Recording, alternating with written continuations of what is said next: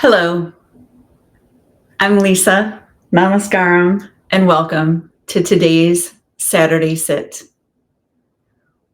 We're going to talk today about equanimity. And as a recap, our last several sessions, we've been focusing on the installation of a stillness practice, looking at lots of different components to installing that and some of the benefits that we can expect when we are able to consistently show up in a way for meditation and stillness and reflection. So, before we get started, I just want to take a moment and just express the appreciation not only that I have to be able to show up here myself today, but for many of us, this might be the first time all week that you've been able to do something for yourself. Much of our time is devoted and committed to the welfare of others, which is important. And we also know that without self care, without pouring into ourselves, we have very little to pour in to the rest of the world, which needs us to show up and be strong and be available. So, congratulations. I just want to warmly welcome you again and welcome, I guess, again to this chat on equanimity. We're going to be talking for the next several sessions about this concept. And I'm very excited to dive in. It was a concept that was foreign to me until several years ago. I first started learning about equanimity actually by way of the Calm app. A gentleman by the name of Jeff Warren does a beautiful series called The Daily Calm. And he kept touching on this concept, which, so we have a working definition, literally just means evenness of mind. And not so much evenness of mind when things are great, because when we're feeling good, things are going our way, we don't need to be reminded to have a steady evenness of what's happening in our minds and in our bodies. We are happy to be happy, right?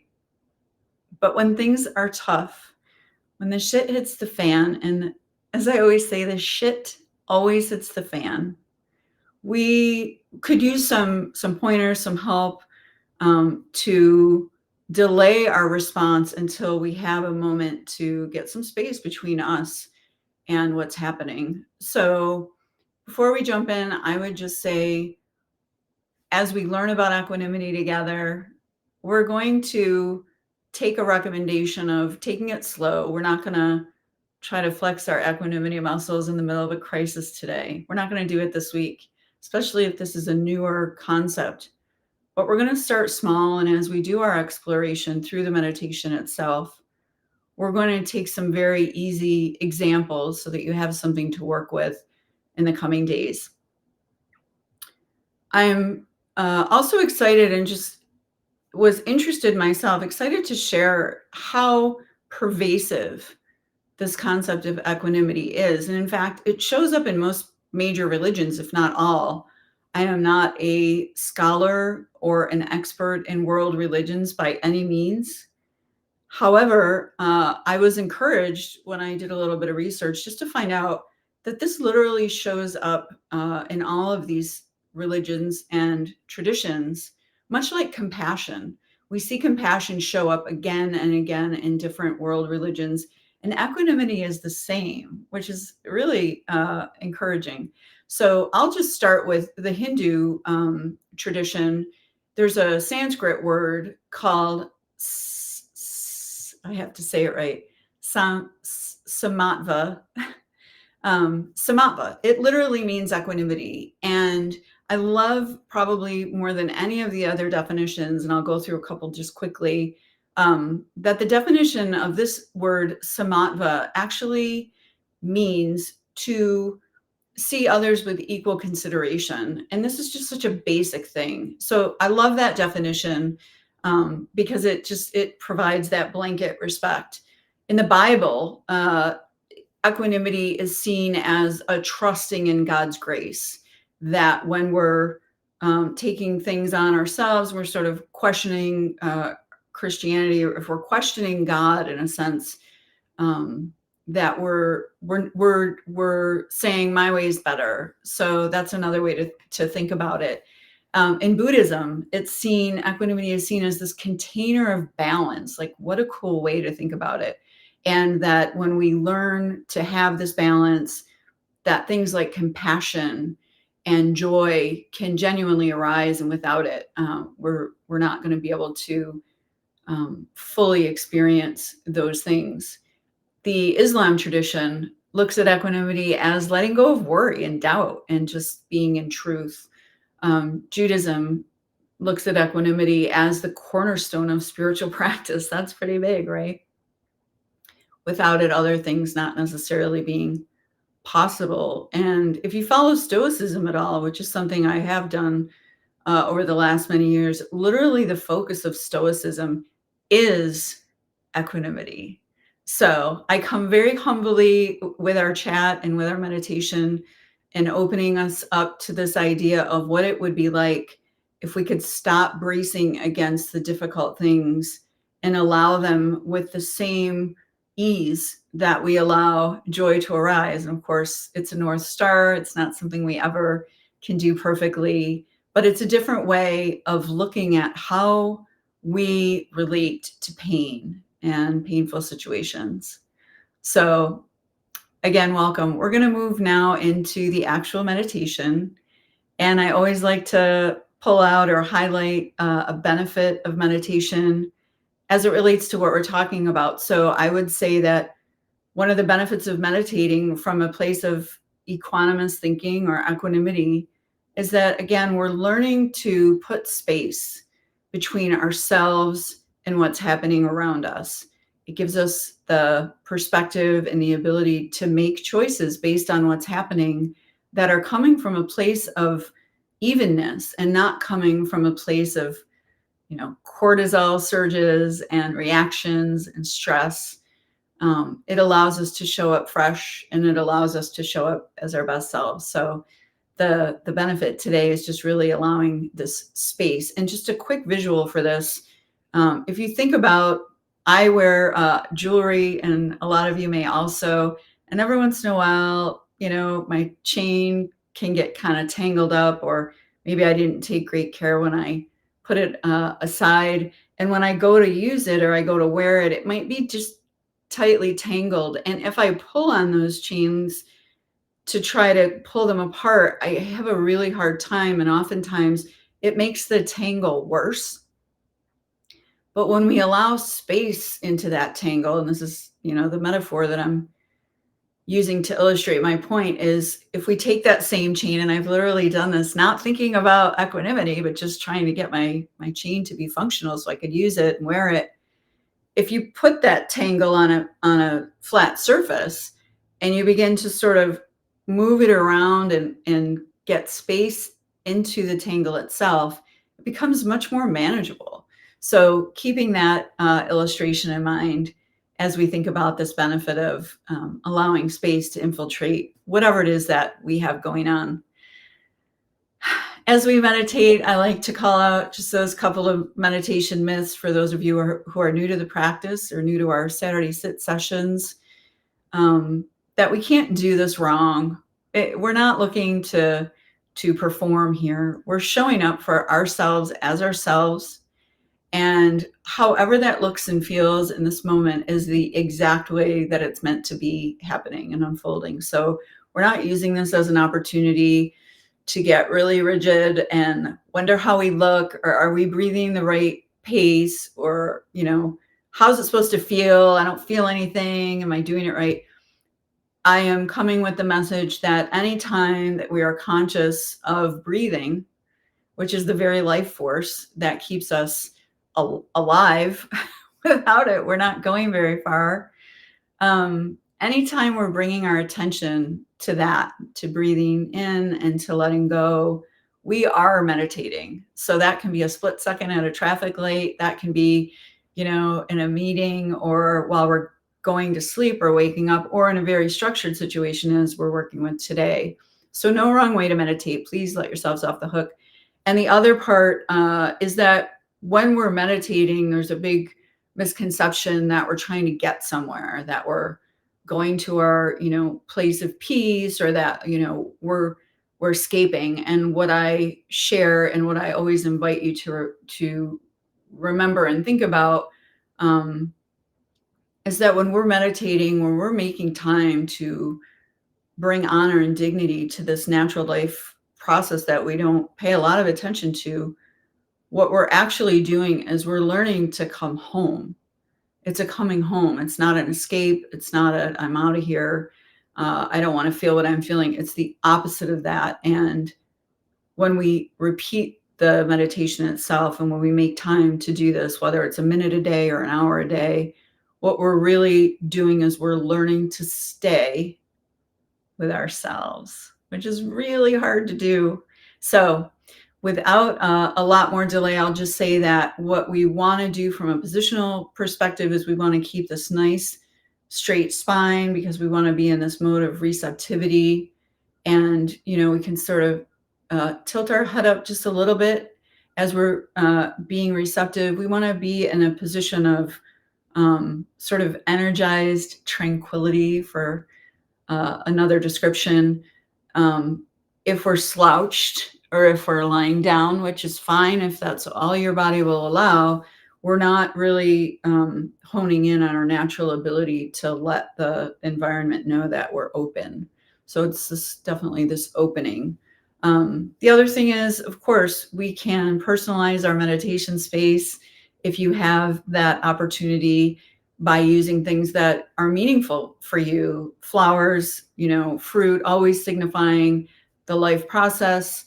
If the fruit or the flowers are a little older and they're dying, that's okay, because through equanimity, we understand that it's part of the life process. So we're not trying to only have things that are beautiful. Candles are another great way. So we want to really kind of personalize this space, bring this very dignified posture, and start thinking about the breathing and not taking that for granted.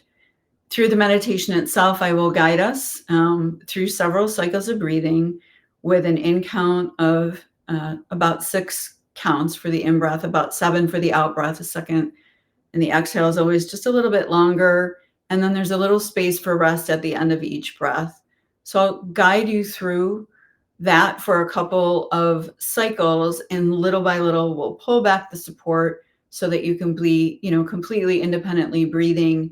And after a few cycles of that, we'll move into this exploration of equanimity. And I begin and end each meditation session with a Sanskrit invocation, which is inviting light and immortality, not from our physical sense, but just from our spiritual sense, in truth, into our space. So that's how we'll go ahead and get started. And at no time should you be uncomfortable, should you be trying to keep up with the count. This is your practice, your body, your comfort level. The only request or requirement for the process is that you're conscious that you're breathing. If you hear nothing that I say, it's totally fine. We're just acknowledging and respecting and honoring our life force. So without delay, we're going to move into the practice, and let's take some deep breaths.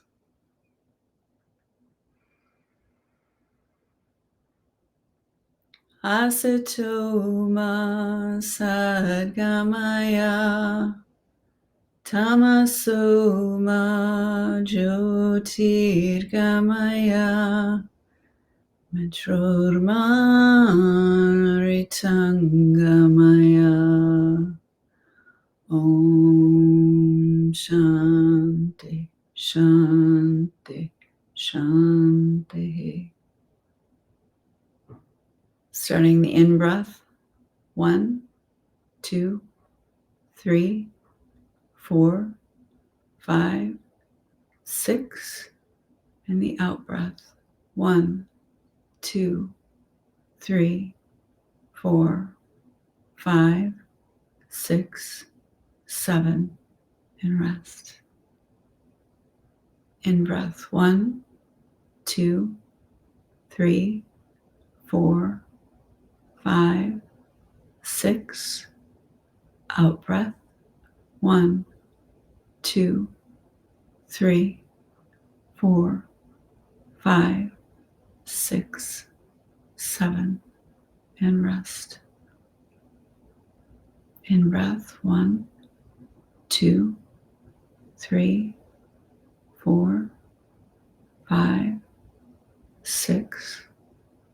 Out breath 1, 2, 3, 4, 5, 6, 7, and rest. In breath 1, 2, 3, 4, 5, 6.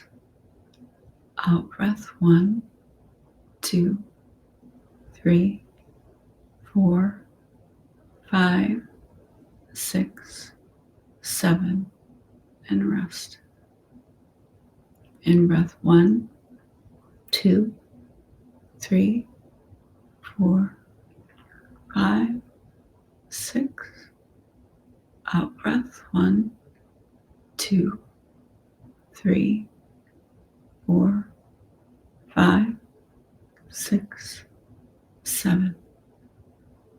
In breath 1, 2, 3, 4, 5, 6.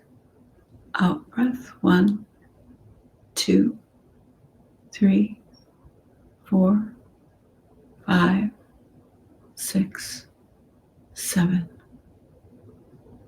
In breath 1, 2, 3, 4, 5, 6.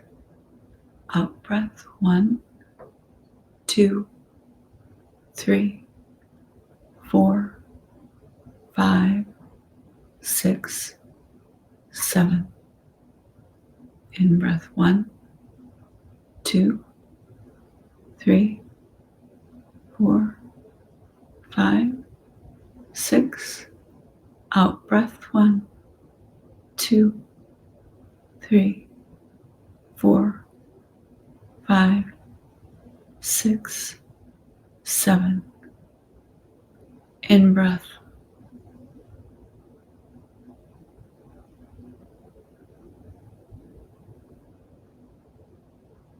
Out breath.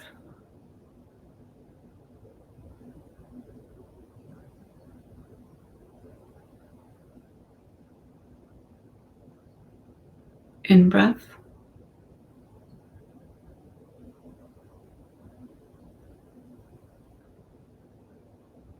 Out breath.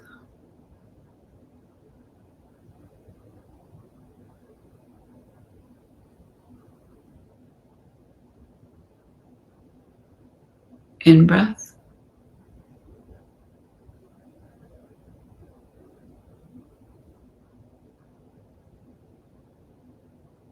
Out breath.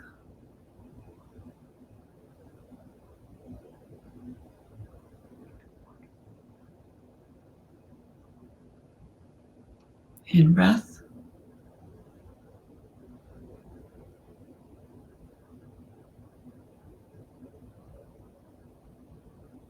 Out breath.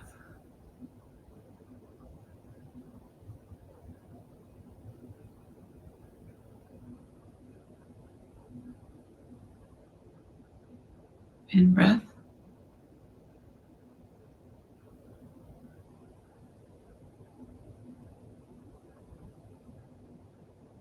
Out breath.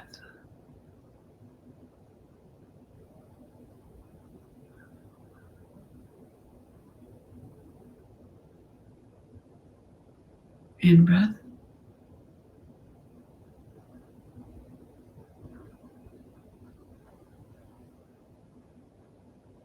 Out breath.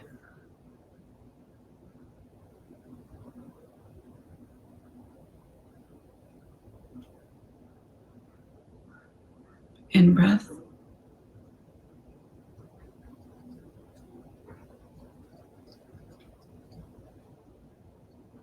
Out breath.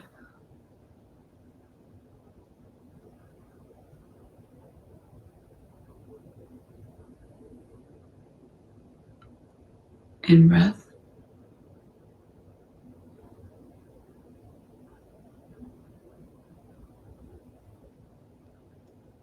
Out breath.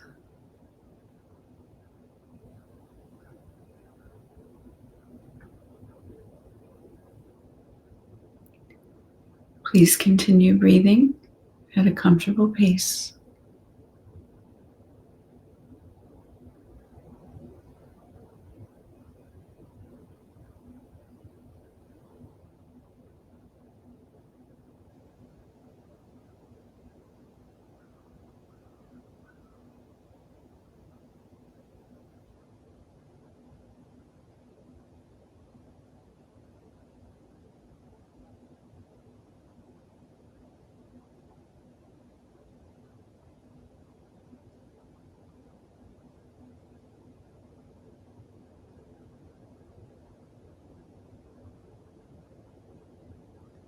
If your mind has wandered, just come on back. Start with your counting.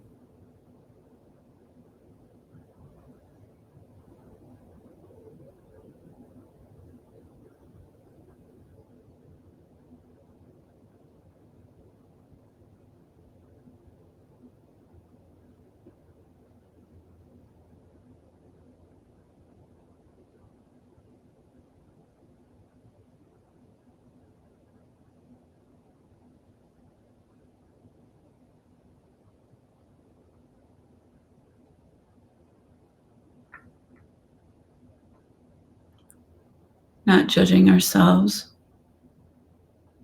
but just being.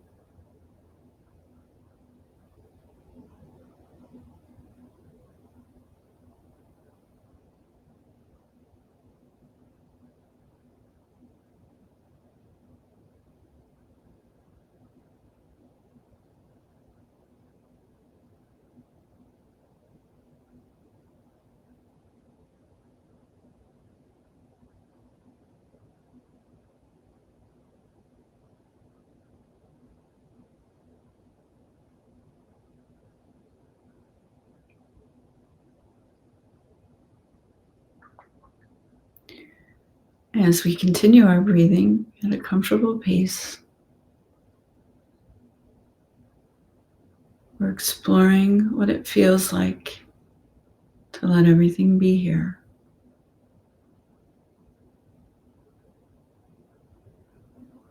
Nothing to fix, nothing to stop or start, just being.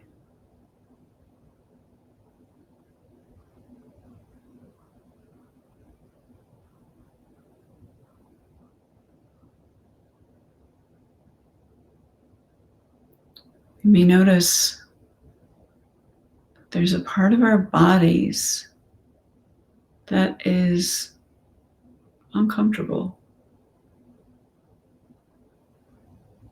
A hair on the face or the back of the neck is tickling,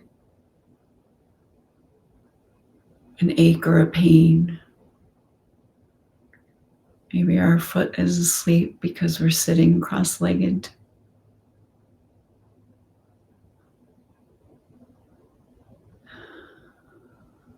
I want to bring our attention on this sensation, not responding to it, just noticing it.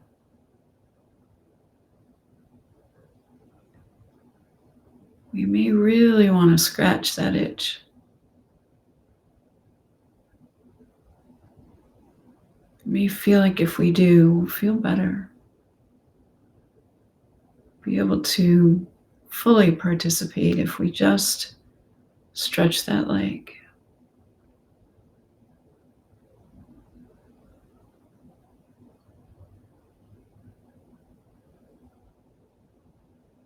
But when we anchor ourselves in equanimity, we begin to intentionally recognize and experience the choice to stay where we are and not scratch or move.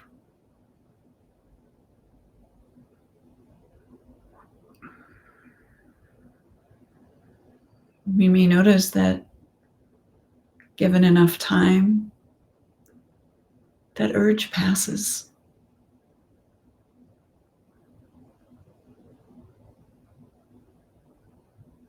We may also notice that if it's so overwhelming, we have to do it, and that's okay.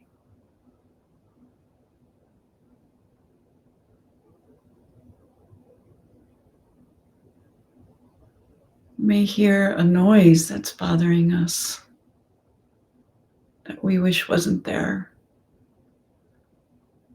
or we think somehow is threatening our full experience of this meditation. Or we may be cold or hot. Noticing these experiences, we meet them and learn to greet them from a place of evenness. We notice our tendency to resist or brace against them, but then we smile and say, it's not actually a problem.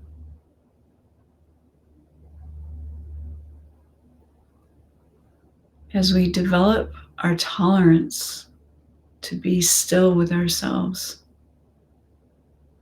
and we learn that we are deeply programmed to respond amicably to pleasure and negatively to pain, we start to realize that the painful things aren't always painful. And if they are,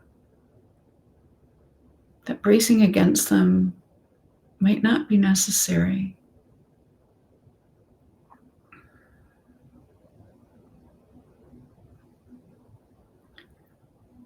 We learn to strengthen these muscles.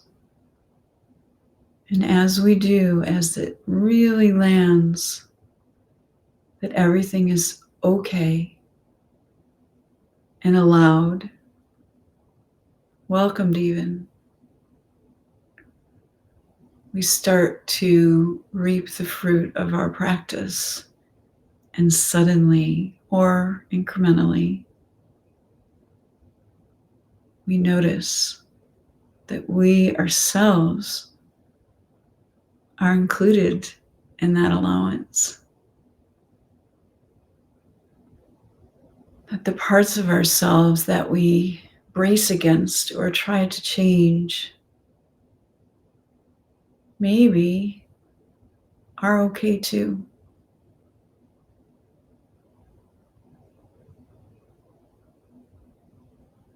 And these final breaths that we are experiencing in community in this moment, we bring to mind something innocuous about ourselves that we have labeled as bad. And we take a few breaths just flirting with what it would be like if we labeled that thing okay.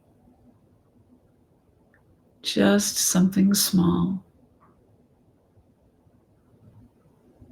Let's rest in that for a few more breaths.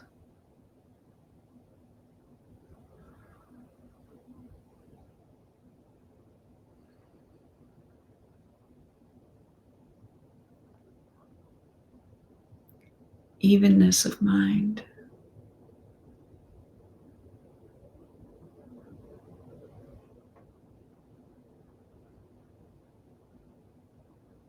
Space in the tangles.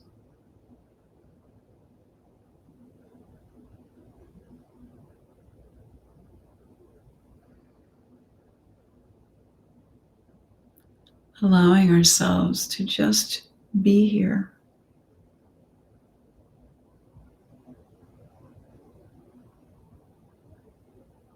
This is the beauty of equanimity.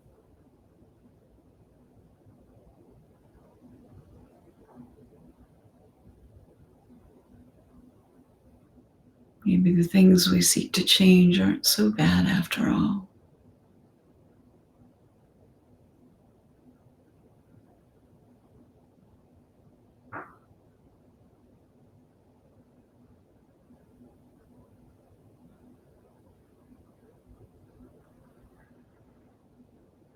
Asatoma Sadgamaya Tamasoma Jyotirgamaya Churmamritangamaya. Om Shanti Shanti Shanti.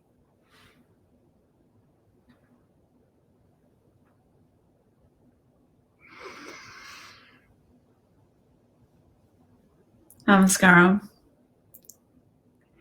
Equanimity it really is the big okay. It's the best way to describe it.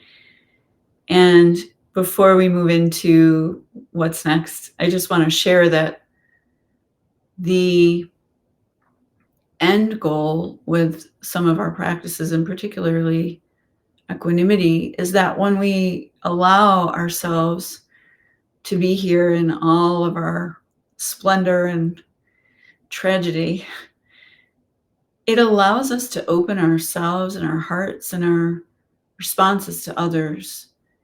And we're living in a time when diversity is not tolerated. So learning to allow ourselves to fully be here, we learn to eventually, it's not an easy practice, simple but not easy.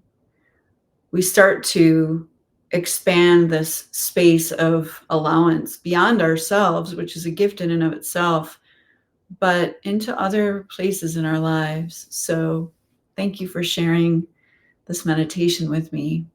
I'd like to move now as we wrap up, and I apologize, we're a couple minutes over, but just how to get engaged with the work that I'm doing. And first and foremost, we'll be right back here next Saturday at 11 a.m. Talking about what I like to call the net gain of equanimous thinking. And by that, I mean, as we start to give up control in certain areas, be them small or large, we start to gain some freedom. And that's just a beautiful thing. So if you're so inspired and you're available next Saturday at 11, please join us. The links are always good for the replays as well. And so you're able to visit these on your own schedule. And I encourage and invite you to check out our virtual healing community called Scars to Metals. That's scarstomedals.com, just like it sounds, the word scars, the number 2, and the word metals. This is a community that I'm actively building so that we have a space to come together in community on our own schedules in the ways that feel comfortable to together build a trajectory of turning our pain into strength. That's what Scars to Metals is all about. So you can check that community out at your own on your own schedule. We invite you. And further information, we have a PDF put together for just how you can go about installing a stillness practice. Of course, you can always reach out to me directly at info@lisamcfarland.com. All these links will be shared in the chat, by the way. We have a newsletter on LinkedIn called Stepping Stones, which you can also subscribe to. The link for that will be shared in the chat. And personally, my on-ramp to spirituality, as I always say, has been grief and death, specifically the deaths of 2 of my children. And if you'd like to hear more about my personal story and learn some very practical applications of some of these concepts, you can find that book on Amazon. It's called The Healing Path Part 1, Stay Present, the first in a the first in a 3-book series is what I'd like to say.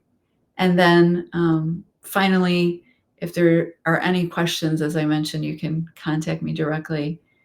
Um, until next time, there's an easy way to sort of dip into this equanimity, which again is just taking something very simple and innocuous and trying to stay with it and letting it be.